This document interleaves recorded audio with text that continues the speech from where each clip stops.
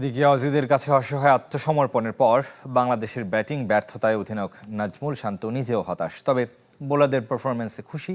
আর ডারউইনে হারের আক্ষেপকে ম্যাকাইয়ে সাফল্যে রূপ দিয়েছে অস্ট্রেলিয়া। বাংলাদেশের প্রশংসায় মিচেল স্টার্ক। ডারউইনের অবিশ্বাস্য জয়ের পর ম্যাকাইয়ের অসহায় আত্মসমর্পণ। মাত্র এক সপ্তাহের ব্যবধানে মুদ্রার উল্টো পিঠ দেখল টাইগাররা। ম্যাচ শেষে ব্যাটিং ব্যর্থতার অকপট স্বীকারোক্তি বাংলাদেশ অধিনায়কের। টস বড় ফ্যাক্টর হিসেবে কাজ করেছে। আমাদের ব্যাটিংও হতাশাজনক ছিল। প্রথম কিংবা তৃতীয় ইনিংসে ব্যাট করা কঠিন ছিল, তবে কোনো অজুহাত দিতে চাই না। আমরা বাজে ব্যাট করেছি, তারাও অনেক ভালো বল করেছে। ব্যাটিং ব্যর্থতায় ম্যাচ হারলেও বোলারদের পারফরমেন্সে খুশি টাইগার ক্যাপ্টেন। বিশেষ করে পেসারদের ধারাবাহিকতায় মুগ্ধ। পেস বোলিং আক্রমণ নিয়ে আমি অনেক খুশি। আমরা গত কয়েক বছরে অনেক উন্নতি করেছি। হাসান, শরীফুল, তাসকিনরা যেভাবে বল করেছে, সব পেসাররা দারুণ ছন্দে আছে। অধিনায়ক হিসেবে আমি অনেক খুশি। ডারউইনে 9 উইকেটের হারের পর কঠিন সমালোচনার মুখে পড়েছিলেন অজি ক্যাপ্টেন প্যাট কামিন্স। ম্যাকাইয়ে দলের স্বভাবসুলভ কামব্যাকে সে হারটাই প্রেরণা। এটা আসলে আত্মসম্মানের ব্যাপার। একটা ম্যাচ হারার পর পরের ম্যাচটা জিততে মরিয়া হতে হয়। আমাদের ঘুরে দাঁড়ানোটা খুব প্রয়োজন ছিল। আমরা তা করতে পেরে আনন্দিত। সমতায় শেষ হওয়া সিরিজে বাংলাদেশের প্রাপ্তি কম নয়। ম্যাচ ও সিরিজ সেরা মিচ স্টার্ক টাইগারদের প্রশংসা করেছেন। আমরা ডারউইনে খুব ভালো ছন্দে ছিলাম না। বাংলাদেশ সত্যি খুব ভালো খেলেছিল। তাদের এই কৃতিত্বকে কোনোভাবেই খাটো করে দেখা যায় না। 23 বছর অপেক্ষার পর অস্ট্রেলিয়ার মাটিতে লাল বলের ক্রিকেট খেলার সুযোগ পেয়েছিল বাংলাদেশ। ব্যাটারদের বাজে পারফরমেন্স ডারউইন টেস্ট জয় ম্লান করে দিয়েছে, এমনটাই মনে করেন আকরাম খান। দলের অভিজ্ঞ আর তরুণ ক্রিকেটারদের মধ্যে কোনো পার্থক্য পান না বাংলাদেশের সাবেক অধিনায়ক। লিটনের শূন্যের হ্যাট্রিকে হতাশ আকরাম খান। অঘটন কোনটা, ডারউইন নাকি ম্যাকাই টেস্ট? দুই ম্যাচে টাইগারদের পারফরমেন্স একেবারে বিপরীত। বিশ্ব ক্রিকেট থেকে যতটা সুনাম কুড়িয়েছিল বাংলাদেশ, তার কতটুকু আর অবশিষ্ট আছে? 23 বছর আগে যা হয়নি, 2026-এ এসে তাই হলো। প্রথমবার মাত্র 2 দিনে টেস্ট হারল টাইগাররা। ফল যাই হোক, অন্তত লড়াই করার মানসিকতা দেখতে চেয়েছিলেন বাংলাদেশের সাবেক অধিনায়ক আকরাম খান। এইরকম হবে এটা আমি চিন্তা করিনি। 2 দিনের মধ্যে, ইনফ্যাক্ট 2 দিন শেষও হয়নি, খেলাটা যে শেষ হয়ে যাবে। তো আসলে এই পারফরমেন্সে কিন্তু প্রথম টেস্টে যে আমরা পারফরমেন্স করেছি, ওটাকে ম্লান করে দিলাম আর কি। মূলত ব্যাটাররা ডুবিয়েছে বাংলাদেশকে।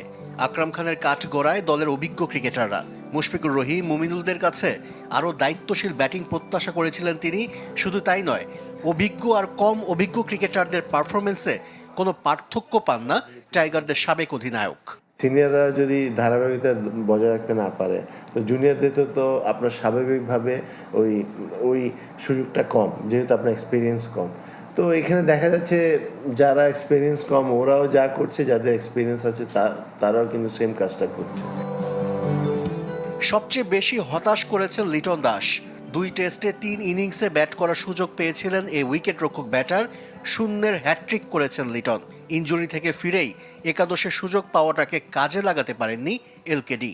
সবচেয়ে ভালো টিম ম্যানেজমেন্টই বলতে পারবে, আপনার কন্ডিশনটা কেমন, প্লেয়ারের ও রিকভারি করেছে কি না সেটা। বাট একটা হয় কি যে আপনার ব্যাটসম্যানরা সুযোগ পেলে কিন্তু রান করাটা উচিত। আদারওয়াইজ আপনার হবে কি, নেগেটিভ কথাগুলো অনেক আসবেই, যে পরপর 3টা ম্যাচে সে 0 করেছে, ডাক মেরেছে। তো এইসব কথাগুলো কিন্তু আপনার ভালো খেললে কিন্তু আসে না।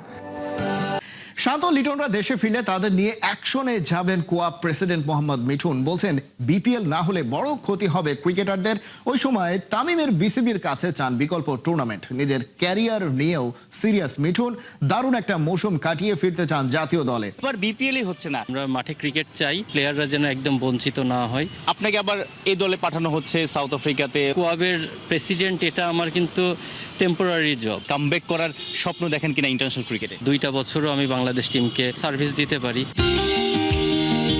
ক্রিকেটারদের স্বার্থ রক্ষার সংগঠন কোয়াব গত বিপিএলে একদিন বন্ধ ছিল। কোয়াব একটা ইনিশিয়েটিভ নিয়েছিল সাবেক এক পরিচালক বাজে মন্তব্য করায়।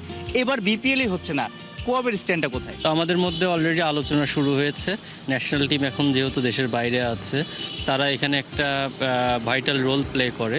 তারা আসলে তাদের সঙ্গে বসে আমরা আলোচনা করে আমরা কি করতে পারি, এটা আমরা বিসিবির কাছে বা বিপিএল গভর্নিং কাউন্সিলের কাছে আমরা কি প্রস্তাবনা দিতে পারি, এই বিষয়গুলো নিয়ে আলোচনা করে তারপরে আমরা ডিটেলস জানাতে পারবো। মানে দিন শেষে আপনারা তো মাঠে ক্রিকেটটা চান।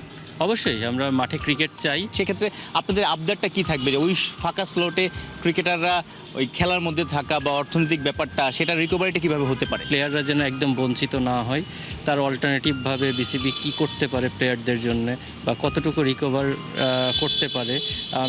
আমরা বুঝি যে সামগ্রিক যে পরিস্থিতি, এখানে 100% রিকভারি হয়তো বা হবে না, বাট একটা উইন উইন সিচুয়েশনে আমরা যেতে চাই, যেখানে বিসিবিরও ক্ষতি হবে না, অ্যাট দ্য সেম টাইম প্লেয়াররাও যেন উপকৃত হয়। সোশ্যাল প্ল্যাটফর্মে অনেক সমালোচনা বা আলোচনাও হচ্ছে যে কোয়াব প্রেসিডেন্ট মোহাম্মদ মিঠুন এখনও আন্তর্জাতিক ক্রিকেট বা ঘরোয়া ক্রিকেট কোথাও থেকে রিটায়ার করেননি। আপনাকে আবার এই দলে পাঠানো হচ্ছে, সাউথ আফ্রিকাতে ওয়ানডের ক্যাপ্টেন্সিও আপনাকে দেওয়া হতে পারে, এমন কথা শোনা যাচ্ছে। আমি যেহেতু প্রফেশনাল ক্রিকেট খেলছি, আমি ক্রিকেট প্লেয়ার, আমার ক্রিকেট ছাড়া আদার্স কোনো প্রফেশন নাই। তো ডেফিনেটলি কোয়াবের প্রেসিডেন্ট এটা আমার কিন্তু টেম্পোরারি জব। এটা আমি একটা ক্রিটিক্যাল সিচুয়েশনে আমি দায়িত্ব নিয়েছি, বাট এটা তো আমার স্থায়ী কোনো জায়গা না। তো এটা যে কোনো সময় আমি ছেড়ে দিতে পারি বা আমার টার্ম শেষ হয়ে গেলে আমি এখান থেকে সরে যেতে পারি, বাট ক্রিকেটটা আমি যতদিন রিটায়ার্ড না করবো ততদিন তো আমি ক্রিকেটার। ঢাকার জাতীয় স্টেডিয়ামকে নিরপেক্ষ ভেন্যু হিসেবে বিবেচনা করতে পারে ব্রাজিল, বলছেন বাফুফে গ্রাউন্ডস কমিটির চেয়ারম্যান ইকবাল হোসেন। অক্টোবরে কলকাতায় ভারত ম্যাচকে সামনে রেখে জাতীয় স্টেডিয়াম পরিদর্শন করেছেন ব্রাজিল ফুটবল দলের প্রতিনিধিরা। হঠাৎ ঢাকায় ব্রাজিল ফুটবলের প্রতিনিধি দল, বিমানবন্দর থেকে সরাসরি জাতীয় স্টেডিয়ামে সিবিএফ এর 5 কর্মকর্তা। আধ ঘন্টায় মাঠের ঘাস, dressing room, media box, gallery ঘুরে দেখেন। সঙ্গে ছিলেন বাফুফে গ্রাউন্ডস কমিটির চেয়ারম্যান ইকবাল হোসেন ও সাধারণ সম্পাদক ইমরান হোসেন। অক্টোবরে কলকাতায় ম্যাচ খেলবে সেলেসাওরা, তাহলে ব্রাজিল ফুটবলের প্রতিনিধিদের আগমন কেন? তাদের নিরপেক্ষ ভেন্যু হিসেবে আমাদেরকে এটা নিতে পারে, আমাদের স্টেডিয়ামটা চাইতে পারে, অথবা আমাদের দেশের সাথেও কোনো ম্যাচ খেলতে পারে। তারা কিন্তু এই কথা বলে গেছে। মাঠ পরিদর্শন করে কোনো মন্তব্য করেনি ব্রাজিল ফুটবলের প্রতিনিধি দল, তবে আশ্বাস দিয়েছে আবারও ঢাকা সফরের।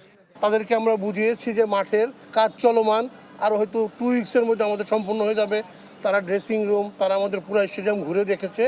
তারা আমাদেরকে আশ্বস্ত করেছে যে ঠিক আছে, প্রয়োজন হলে তারা আরেকবার এসে দেখবে। তারা তাদের অপিনিয়নটা এখনই পুরোপুরি দিয়ে যায় না, আমরা আপনাদের অপিনিয়নটা দিলে আমরা আপনাদেরকে জানিয়ে দিব। ফিফা উইন্ডোতে ভারতের সাথে প্রীতি ম্যাচ খেলবে আঞ্চলিক শিষ্যরা। একই সময় বাংলাদেশের ব্যস্ততা আসিয়ান কাপকে ঘিরে। তারপরও 5 বারের চ্যাম্পিয়নদের ঢাকায় আনতে আগ্রহী ফুটবল ফেডারেশন। এটা আমাদের জন্য গর্বের ব্যাপার আসলে যে ব্রাজিল মুলটি মারতেছে। ম্যাচ না খেললেও অনুশীলনের জন্য ঢাকায় আসতে পারে সেলেসাওরা। বাংলাদেশ অস্ট্রেলিয়া ম্যাচটি ড্র হলো।